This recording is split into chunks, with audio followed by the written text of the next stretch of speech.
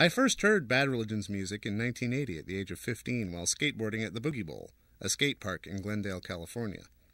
There was this guy named Carlton who always played this tape he made with bands on it like TSOL, Black Flag, The Descendants, The Adolescents, and of course, Bad Religion.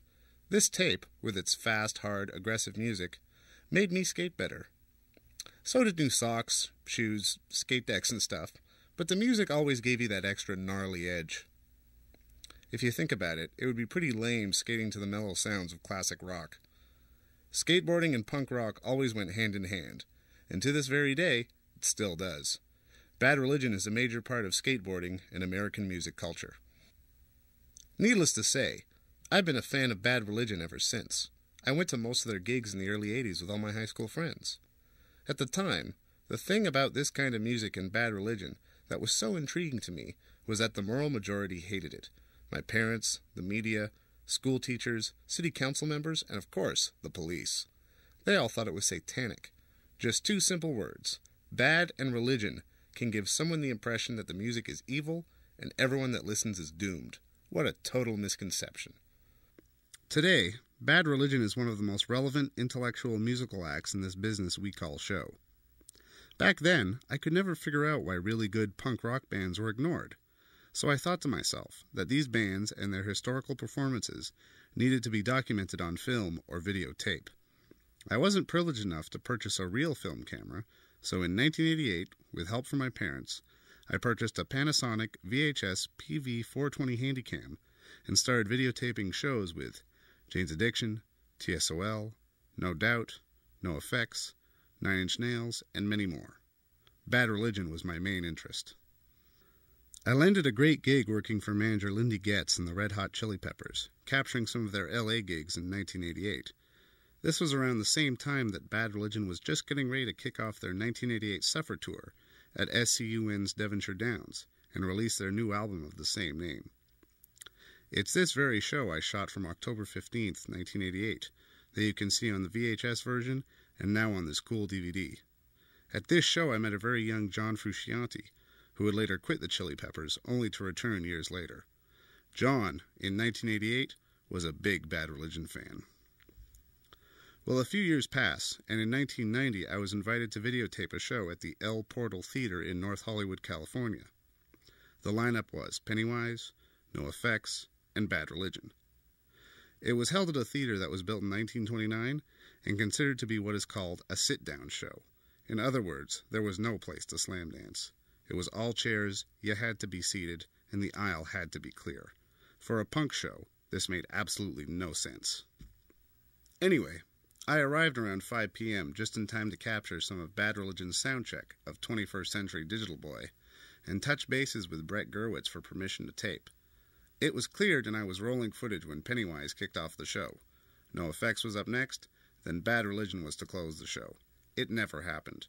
The fire marshal showed up just as No Effects was setting up and shut down the gig for violating occupancy codes. Over 1,000 fans went on a rampage, and I captured a small riot on video, with lots of broken glass. It wasn't a real big deal, I thought, until CBS News showed up to videotape the aftermath. The CBS cameraman approached me and asked if I had captured anything. I told him that I had been taping from the very beginning, inside and out. It was around 9 p.m., and he wanted me to go with him to the CBS studios in Hollywood and broadcast my video from beginning to end on the 11 o'clock evening news.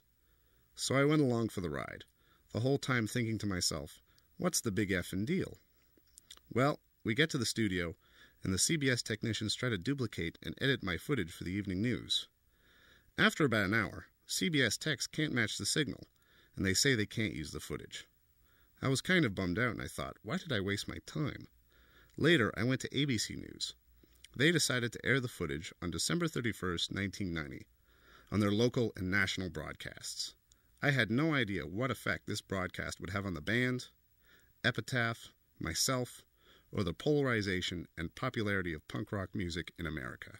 It was perfect timing. That night, when I watched my footage on the air, I thought, wow, the band will be pissed off about this. I was wrong. At their makeup show, Brett Gurwitz told me that the Riot footage gave them worldwide publicity, that they sold a slew of records during the weeks following the broadcast, and his label, Epitaph Records, was doing really well.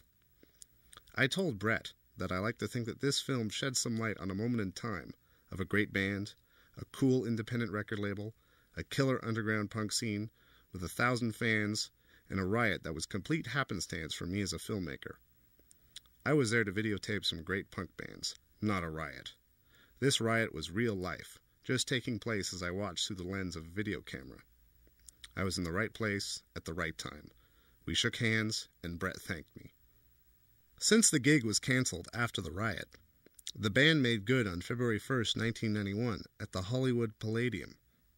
The Bad Religion Riot video was shown on the big screen to a sellout crowd of over 2,500 fans. When the concert promoters dropped the big screen and played the Riot video, the crowd went wild. Meanwhile, Bad Religion played their set and made punk rock history. After this show, I tucked the master video away where it collected dust for several years. In December of 1995, I met again with Brett Gurewitz at his Epitaph office on Sunset Boulevard regarding use of the Riot footage in the Pennywise Home Movies video. Brett gave me permission to release the video on my own. In 1996, I put an ad up on the internet to see if anyone was interested in seeing the Riot video. I received 5 orders, and based on that, I decided that I would start an independent punk rock video label with Bad Religion as my sole support.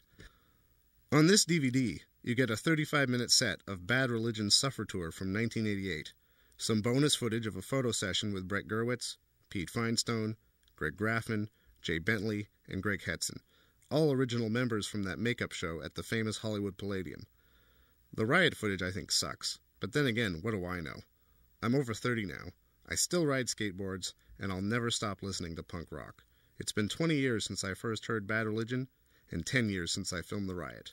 Their message and relevance has never changed, it's only gotten better. Richard White.